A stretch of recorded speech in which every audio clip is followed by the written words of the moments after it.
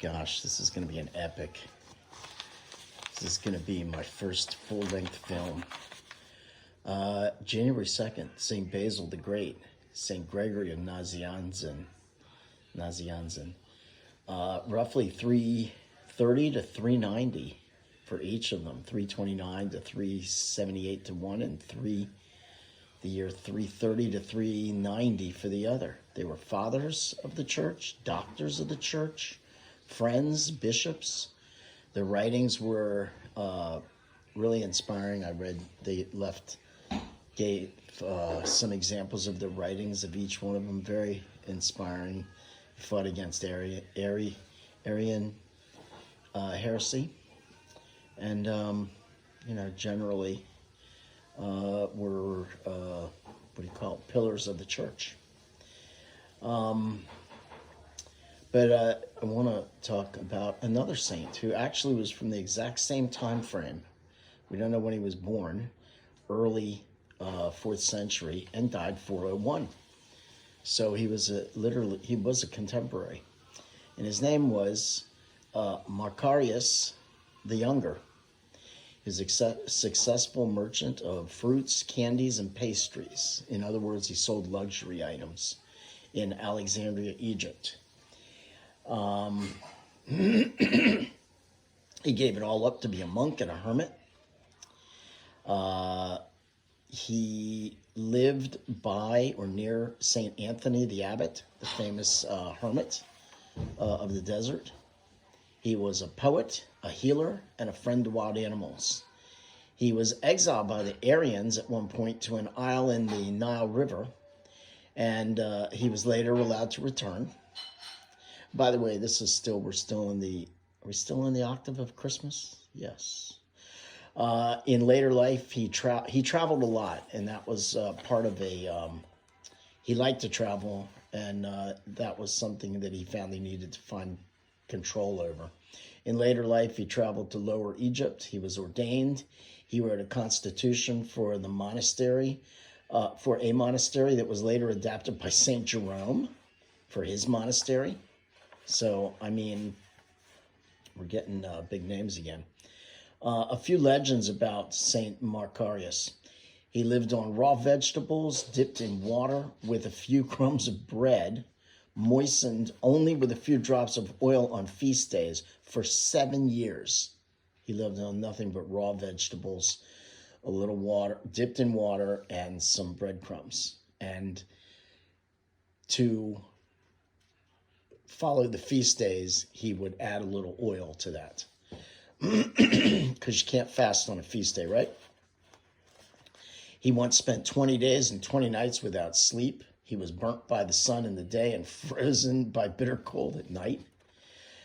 He said, and I quote, "My mind dried up for the lack of sleep, and I had kind of a delirium," end quote. He said, "So I gave in to nature and returned to my cell." Trying to get away from the world and closer to God, he journeyed to the desert again through harsh land. The journey took him to the end of his strength.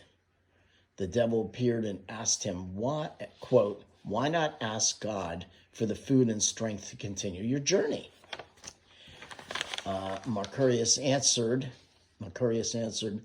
quote, "The Lord is my strength and glory. Do not tempt a servant of God," end quote.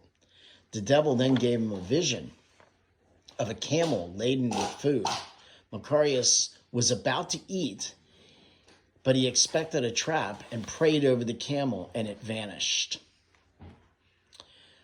He spent months naked in the marshes, beset by blood-sucking flies and mosquitoes, in the hope of destroying the last bit of sexual desire he had.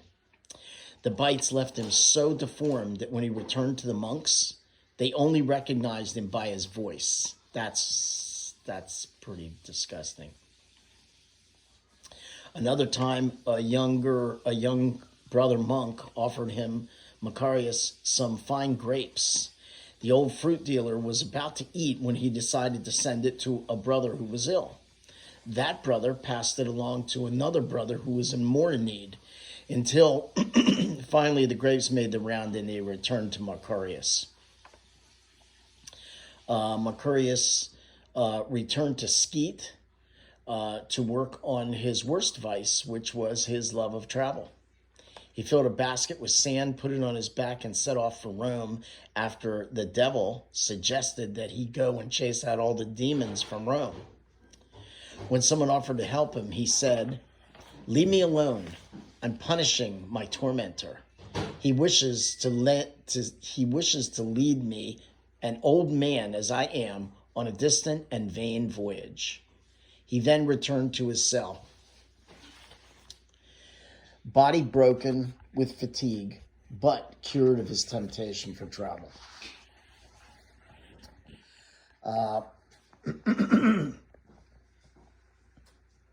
I'm going to save this last one and make this out of 2 videos. So, Mercurius, please, Mercurius the younger, pray for us. So there was an older, Mercurius the elder. So, Saint Mercurius the younger, please pray for us, and remember to pray for those souls in purgatory. And there's so much that we can learn from this this monk who would basically deprive themselves of things to make him stronger, so that when temptation came, when we fast and when we deprive ourselves of things that we want, when temptation comes for something even stronger, it gives us, we built up the strength, the muscles to resist and to resist sin.